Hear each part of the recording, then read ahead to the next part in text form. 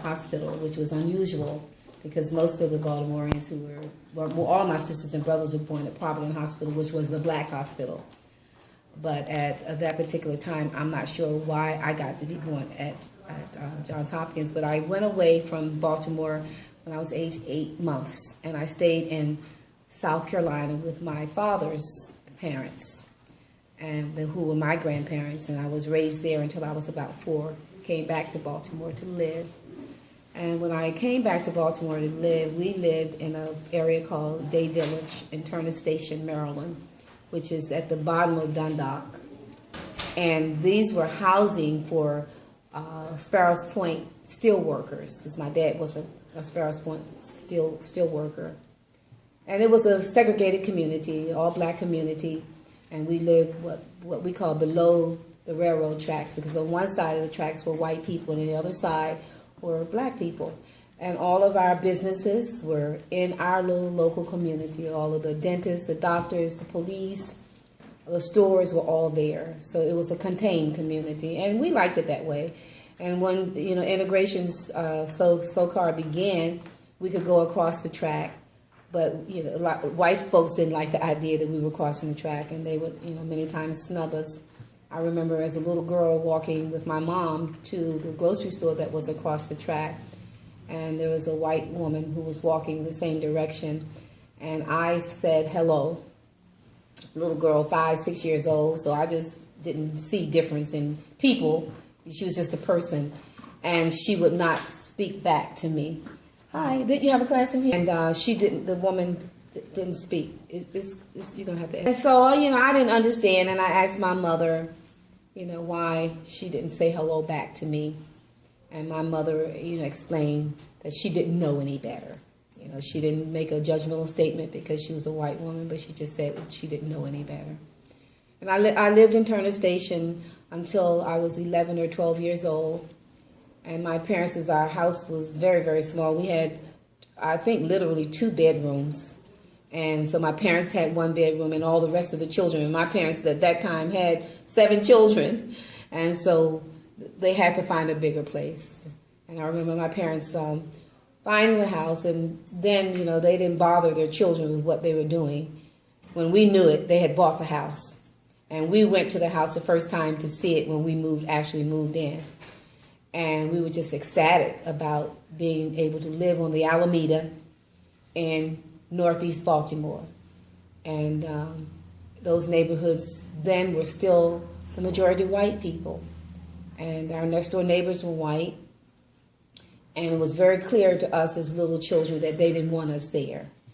And I remember at one incident when we walked to a birthday party for one of my cousins who had bought a house recently too in the Herring Run area that's not far from Morgan State University.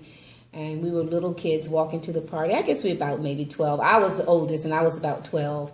And a white man was out in the yard watering his lawn. And when we came by, we were on the pavement. We were not on his property. He took the water hose and just sprayed us. And so we were all really upset because we didn't understand, why he would do that to us, and we had not done anything to him. And so I grew up in the area and was very aware of Morgan State University, and had already decided at a very young age that I wanted to go to that school when I got a chance. I knew people older cousins who were here at Morgan State University, and I think I recall telling your class that at the point when Morgan State University students and Compton State University students got together to march on the Reed's drugstore that was right across the street, what we call Northwood Shopping Center. And they were marching to integrate that area because you could go in there, you could buy, pharmaceuticals and other kinds of things, but they had a lunch counter where you could not sit down to eat if you were a black person. And that was like in the 60s, so it's not so long ago that they were integrating that area. And, the experiences, been, of course, at some point all the white people moved out, and I just always wonder where they went because they were, those who could move and had the money to do so moved away from black people. And when you look at this area now and you see mostly black people living in the homes, that was not the case, when we first moved into this community. As a matter of fact, the houses right across from Morgan on Cold Spring Lane, those houses were the majority of white people, and especially down on Argonne Drive. You know, those houses, white people own those big houses, those big stone houses down there. You know, there's still a few who are still left and still living in those homes, but they own them, and the place was mostly white. And I think I remember talking about the wall that was built across Cold Spring Lane that went from Cold Spring all the way up to Argonne Drive, well, pretty much that area.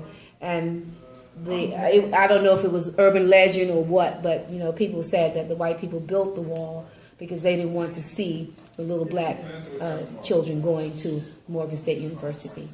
Didn't want the school in their community, but you know, there was nothing that they could do about that.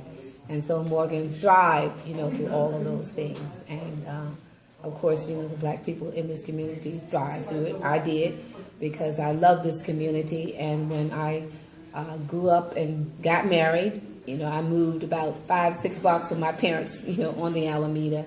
And I have lots of memories of the people who lived in this area growing up in the area. I know that when I was in college, I walked from my house to Morgan every day, you know, to come over here to go to school. And so, you know, this has been an area that I loved living in and still love living in, Northeast Baltimore.